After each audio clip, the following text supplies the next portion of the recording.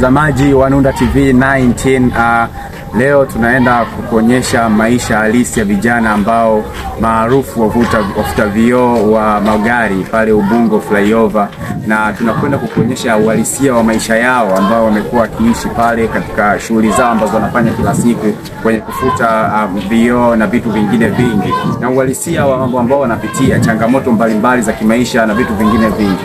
Kwa pamoja na sisi uende kujionea kipi kinakwenda kutokea.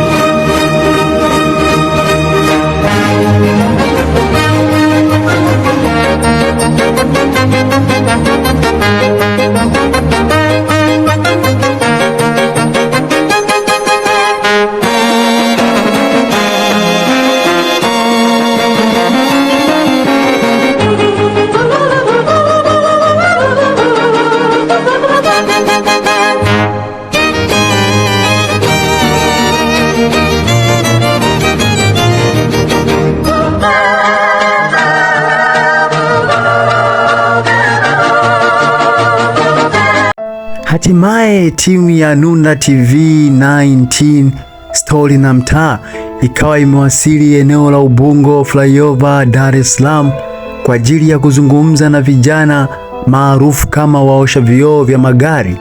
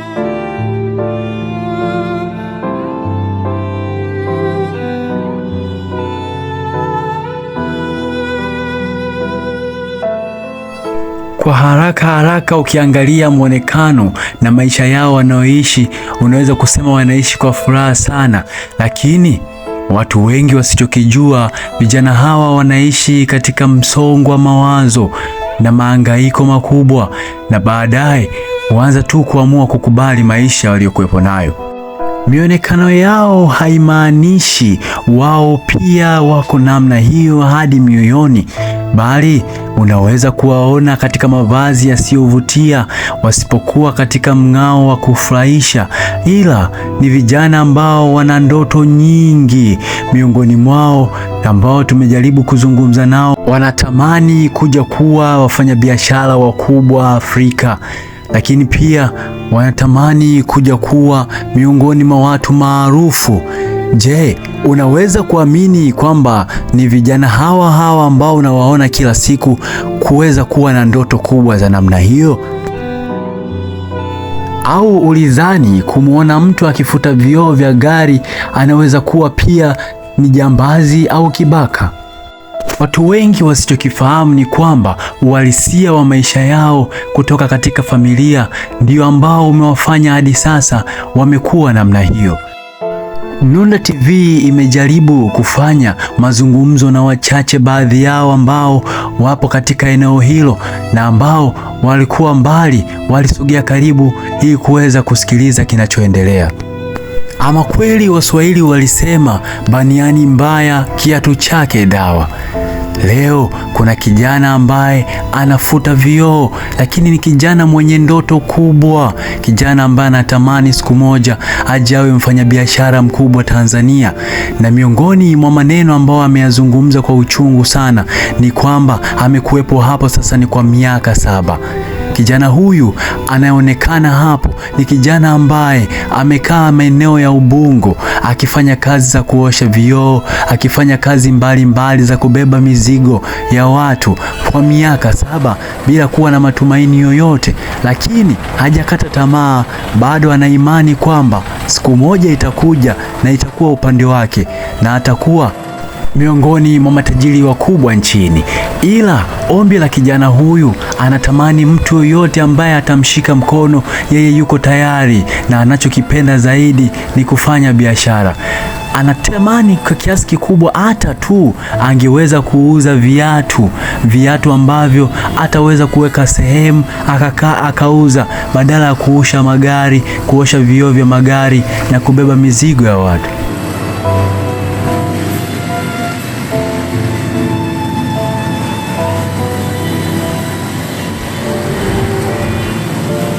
Miongoni mwa challenge kubwa au changamoto ambayo vijana hawa wanaipitia, kijana anasimulia kwamba miongoni mwa changamoto kubwa kwao ni kwamba baadhi ya watu wanakubali kufutiwa vioo vya magari, lakini hawataki hata kuchangia chochote kwa ajili ya wenyewe kupata chakula na kuweza kujikidhi mahitaji yao ya kila siku.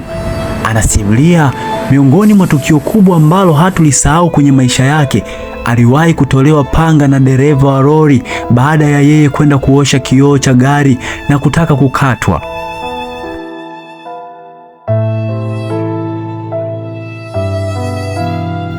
Huyu ni kijana mwingine ambaye anasimulia amekaa Ubungo kuanzia akiwa na umri mdogo wa miaka 10. Anakuambia yeye hapo Ubungo amekuja akiwa mdogo sana, na nyumbani kwao ni Mwanza kwa asilia katika eneo la Mabatini. Anasema yeye mtaa ndio uliomlea, kulala nje kwake si kitu, anaweza kulala nje kwa miaka yote. Kwanza hadi hapo sasa ajui hata ladha ya kulala ndani ni nini. Na hapo alipo hadi sasa anakuambia yeye watu wake unaowaona hapo, marafiki zake ndiyo ndugu zake. Hata ndugu zake hawafahamu tena, wala hana connection yoyote ya kuweza kutambua kama ndugu zake wapo hai au si hai. Cha zaidi anakuambia alipo anaamka asubuhi hajui anakula nini, lakini kupitia heri ambayo anapewa na Mwenyezi Mungu ya kufuta vioo vya gari, chochote anachopata 200 au 500 kwake inaweza kumfaa kwa siku. Na kijana huyu kwanza anavyoonekana hapo, anakuambia ana njaa sana, hata kufanya tu mahojiano kwake ni kazi. Anakuambia kaka, mimi siwezi, sina chochote, wala hadi sasa ni saa 8 mchana na sijui nakula nini. Yeye huyu chanzo cha kuingia barabarani hadi sasa kufanya shughuli za kufuta vioo vya magari ni familia kuwa na maisha magumu, kushindwa kukidhi haja zao na mahitaji ya kila siku, na baadaye akaamua akajipambanie mwenyewe, huenda anaweza akapata chochote na akaweza kuishi. Hapo alipo anakuambia ana miezi 3 katika eneo hilo la Ubungo Flyover. Familia yake na ndugu zake ndiyo hao rafiki zake wanaomzunguka kila akilala na kuamka. Hao ndio ambao kidogo wanatambua kipi kinaendelea juu yake. Swala la kula na kulala kwao si kitu, kwani kikubwa uhai. Nonda TV 19 Story na Mtaa haikuacha hivi, kwani iliguswa kwa kiasi kikubwa baada ya vijana wote kuonekana hali ya maisha ni ngumu, hata chakula tu ilikuwa ni changamoto. Nonda TV ikahakikisha vijana wote wanapata chakula cha mchana ili tu waweze kuwa na sawa na watu wengine kwa siku ya leo at least.